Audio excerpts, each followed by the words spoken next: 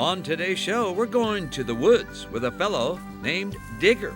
There's another one, I think. Yep, that's a morel. Next, we meet an author who has figured out a way to use an 18th century tradition of printing with his 21st century fishing book. Let's see how we did here. If you find morel mushrooms coming up, wondering how to cook them, Laura Shera is back in the kitchen to whip up some morel mushroom gravy, perfect for a Minnesota spring. I know, I was like, what's this? And our Minnesota Bound Classic this week tags along with a well-known husband and wife team known for their hunting expertise. All right. Those stories and more, next.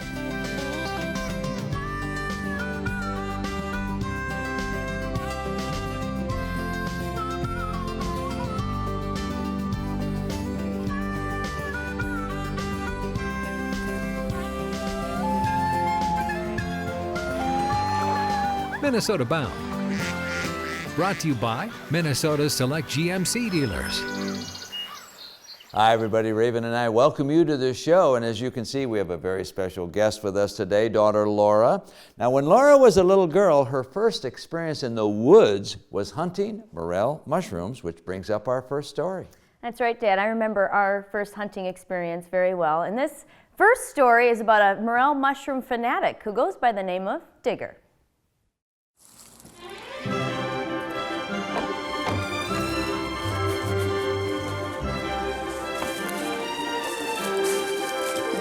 Yeah, you know, I hunt spots, and every good morel mushroom hunter does that. For Tom Anderson, nicknamed Digger, the coming of spring means love is not in the air, We just ain't seeing them yet, but I can smell them. but hiding in the woods. When the lilacs are in bloom, the morels are out. Moral of the story, pun intended, follow Digger. There's another one, I think. Yep, that's a morel. And he is hidden so good. For Digger, a diamond in the rough would not be as sweet or as tasty. And then back in the bag for dinner tonight. Spring, it's been said, is when life's alive in everything. This is especially true in Minnesota's woodlands in April and May, if you know what to look for. Well, I love morels. I've been doing this for 35 years. I've hunted morels in 12 states, follow them all over the country, have over the years. To love a morel, truth be told, is to love a fungi. Who knew? And after tasting one, who cares? Well, a morel is like eating no other mushroom. It's almost like steak. People that have ate them before absolutely love them. People that haven't tried them, once they try them, they're hooked. It's kind of a passion. Gives you a reason to get out of the house in the spring of the year. I crawl around on my hands and knees here. I had my knee replaced a few years ago, but I could always see my vehicle. I'm never more than a football field away from my truck. So I know there's some right in here. Morel hunting savvy is also a Digger deal. When you're going through the woods, a lot of people make the mistake of they see a morel and they race right to it. Well, you know what? That morel's not going anywhere. The right way to do it is to mark the morel and then look around you, left and right and even behind, because they say that the best place to hunt morels is directly behind Digger. Oh, there's one there. Okay, so what I'm going to do is I'm going to take my stick and point it at that morel that's parked right there so that I don't lose him. Normally when you see one, they got a buddy somewhere. Oh, here's another one. See that one right there? When you pick a morel, it's important to pinch it off above the root. You don't want to have any dirt on your stem. The old rule of thumb is if it's not hollow, don't swallow. You'll be able to see that this is hollow from the stem all the way to the tip. While veteran morel hunters tend to be very secretive, on this day Digger has agreed to be a mushroom hunting coach. Look all the way down to the... Oh, I see one. You see one? Where? Over there. Okay, but don't move your feet. Here, use my stick to mark it with so we don't forget where it is. That's perfect. See any more there? Get that yellow green nail dirty. Oh, it is hollow. Yep. For his mushroom hunting students, Digger has one hard and fast rule. Well, yeah, you always tell them where you're not getting them. Morel hunters are the biggest liars in the world. Secrecy is for a reason. Well, no, I'm not going to tell you. I mean, you know, but if I ever catch you on my woods, you'll go to jail. It's as simple as that. They're out there. You just got to get your butt out of the vehicle and go look for them. So go forth one and all. When the lilacs bloom, you too could become a digger. And I love it every year. I pick the dickens out of them.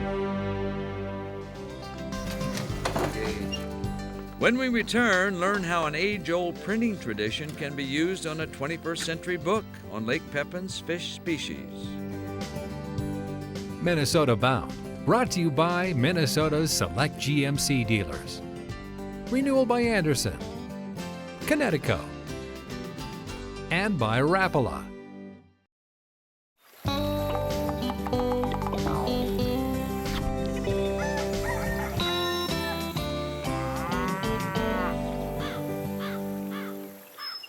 Welcome back. Our next story is about a man writing a book about the fishes of Lake Pepin. Not only writing it, he is also printing it himself. Just don't be in any hurry to read it.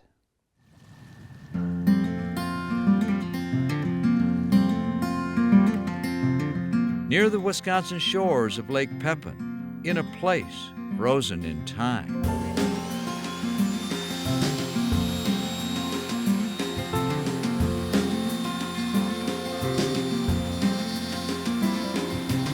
I bought this property in the 80s. The log building behind you is built in the late 1800s. Gaylord Schanilec plies his craft. At the moment, carving a fish, carving to create a book about fish, carving to print the old-fashioned way. I write and I print and I engrave and I sell. Did he say engrave? Wood engraving. It's relief printmaking, I guess you could say. Printed with letterpress equipment. It's a process that was invented in England, actually, late in the 18th century. This guy that was a steel engraver came up with the idea of trying it in ingrain wood, and for a couple hundred years it was a pretty viable commercial process. A better question might be, why? Gaylord says this book about the fish of Lake Pepin may take 5 to 10 years to complete. I bought a boat, a Lund aluminum-hulled fishing boat, made in the 80s sometime. And I completely gutted it, and I sort of rebuilt it as sort of a little floating observatory studio, you might say. And the basic idea is once a week I try and get out there, and I just go out and I set off on the river and let it take me where it takes me. Going back in time to sort of connecting back to my youth in a way.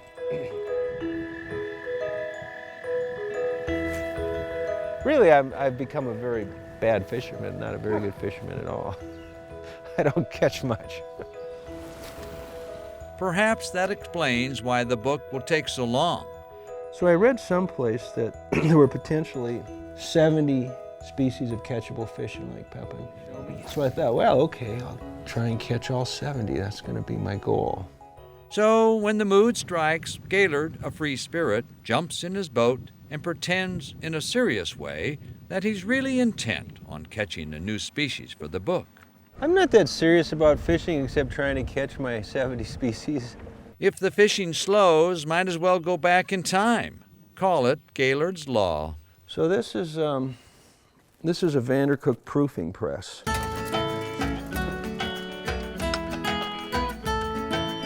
Using an ancient press, Gaylord performs his artistry with wood and paint and patience.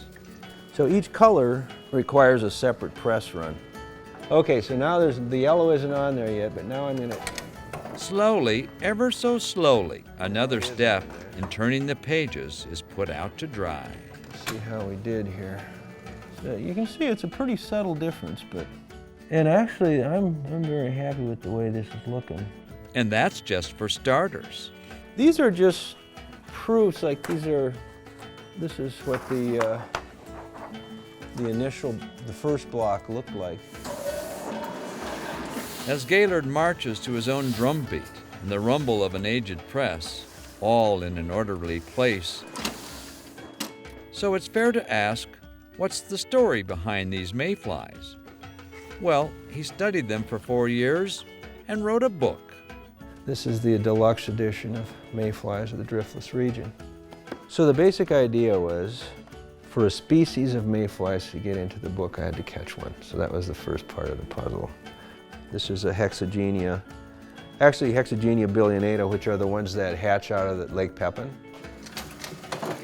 So now on the presses, Gaylord's fish book. No hurry. Gaylord isn't. I'm not sure where the next book is going to take me. Probably take me back to the woods, actually. Stay tuned. Like size that? of a golf ball. Daughter Laura is back in the kitchen. Time to cook up those hard-to-find morel mushrooms coming up. Closed captioning is brought to you by The Yard, premier manufacturers of maintenance-free outdoor patio furniture and accessories from recycled plastic.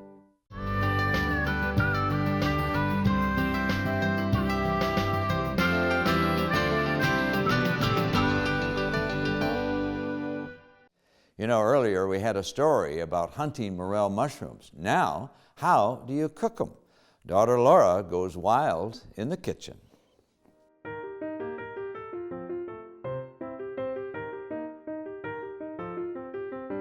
Today we're at Fire Lake Grill House, which is our new home base for getting wild in the kitchen, and we're here with our wild game gourmet executive chef Jim Kinberg. And Jim, we are making rabbit meatballs today. Rabbit meatballs, you're That correct. sounds delicious. Are they easy to do?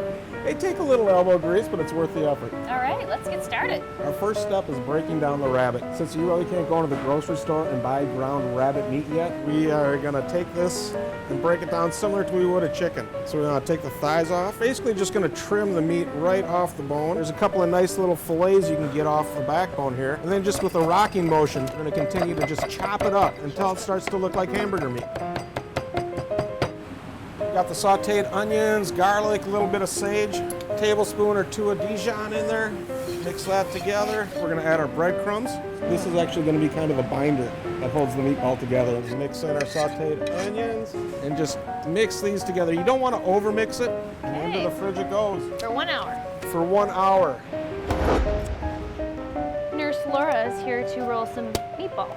Just About like the size that. of a golf ball, ping pong ball, somewhere in there. We just throw these right in the pan. You can hear the sizzling. Let them go for a couple of minutes and they start to brown. As soon as you see them starting to brown, they'll release from the pan and you can kind of start turning them. All right, we're gonna transfer that right into the oven Okay. And how long do they cook in the oven? for about 10 to 15 minutes. So we're gonna serve these with a little of Fire Lake's famous white cheddar mashed potatoes. These nice brown meatballs on top. Our fresh morel mushroom gravy. Yes, ma'am. Jim, this looks fantastic. Gourmet comfort food at its finest, so dig in. Definitely wildly delicious.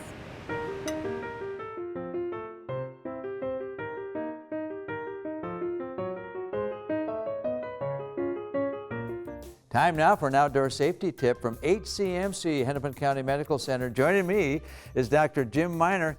Doc, it's almost deer tick time and Lyme disease time. What do we need to know about those two things? Well, as soon as the ice and snow melt, the ticks are out, and if you get a tick on you, you can get Lyme disease. It's that simple, right? That simple. And Minnesota's a hotbed of Lyme disease, I understand. The disease was initially discovered in the East Coast in Lyme, Connecticut, but really most of the cases in the U.S. are from Minnesota and Wisconsin. Okay, how do I know if I see a deer tick on me, does that mean I have Lyme disease? No, it depends on how long the tick is on you, if the tick had the Lyme disease, and to a certain extent, bad luck if you catch it when the tick is on you. Covering up your exposed skin is a great way to keep ticks off. Using insect repellent, DEET, with anything more than 20% of DEET will keep ticks off for the most part. And you can also use permethrin, which is kills ticks. You can put that on pants and boots and clothing. You don't want to put that on your skin. Yeah, I found that very effective, the permethrin or however you pronounce it. But I think the point is, Just because there are deer ticks out there, Lyme disease out there, no reason to avoid having fun in the woods, right? Absolutely not. Avoiding ticks is a big part of being out in the outdoors, but is the way to avoid Lyme disease. Still ahead, our Minnesota-bound classic heads into the woods with two well-known TV celebrities. Who's more popular, Lee or Tiffany? Stay tuned to find out.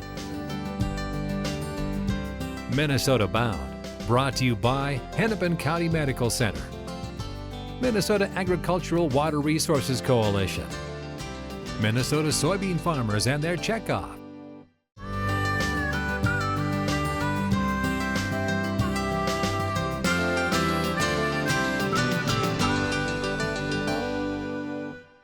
Coming up, a story about a young couple named Lee and Tiffany. I'll never forget the first time I saw them. There was a crowd a mile long waiting to get their autograph.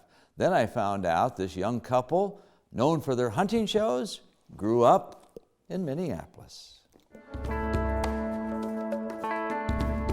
On an April morning in southeast Iowa, a hunt for wild turkeys ends in a draw.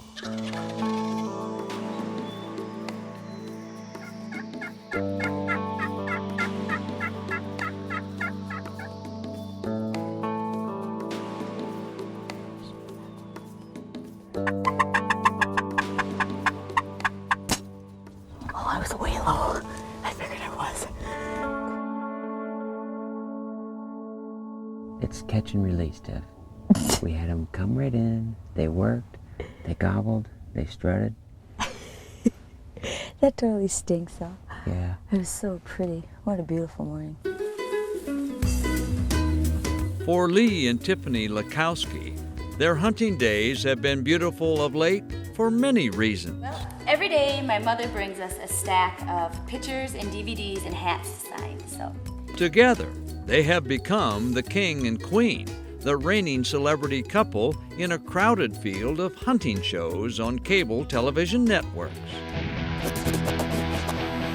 Life is good, life is fine. In a deer hunting show called The Crush, Lee and Tiffany are watched by upwards of 2 million viewers weekly on the Outdoor Channel. We have no idea. Yeah, I know. We say that all the time. It's like, We had no sometimes idea. I gotta just pinch myself when you get up in the morning and just like, does that really happen? Because it's nothing that we even set out to do. It just kind of fell in our laps, really. I'd gone to college for 8 years. I was a chemical engineer. Tiffany was a flight attendant. So, how does an engineer and a flight attendant become America's favorite hunting couple? Good. I think a lot of people are kind of drawn to us because they see us having so much fun most of the time. So I think they like that aspect of it. Holy cow. After, 40-some days hunting in Iowa, I just crushed a great Iowa whitetail. The two also are famed for shooting big antlered deer. But now, the rest of the story. Born and raised in Columbia Heights, Minnesota. So smack in the middle of the city, right in the suburbs outside of Minneapolis. And Lee? About the identical to Tiffany. I was born in Minneapolis. We, lived my entire life in Columbia Heights, Minnesota. Went to Columbia Heights High School, same as Tiffany. A 5-year courtship ended in a farm field. And actually he proposed to me in what is a food plot now. Lee also introduced Tiffany to bow hunting. I had no knowledge whatsoever of hunting. Now, I used to fish all the time with my family, so I was always outside. I always enjoyed being outside and doing anything outdoorsy, but really I had no idea people even really bow hunted, I guess. I was like, that looks like a big blob of something. I mean, all through our dating, everything we've ever done really has revolved around deer. So it's like, I'll laugh every once in a while. I'm like, I live in a man cave. I'm like, well, that's my man cave at least. And yeah, I do want a sparkly chandelier here or there, but as a whole, you know what? I love every bit of it. You have a very happy girl. And that's why they call it The Crush.